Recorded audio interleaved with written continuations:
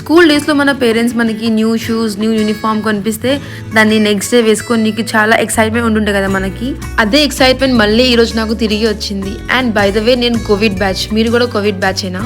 మా కాలేజ్లో other shoes not allowed, only formal షూసే అలౌడ్.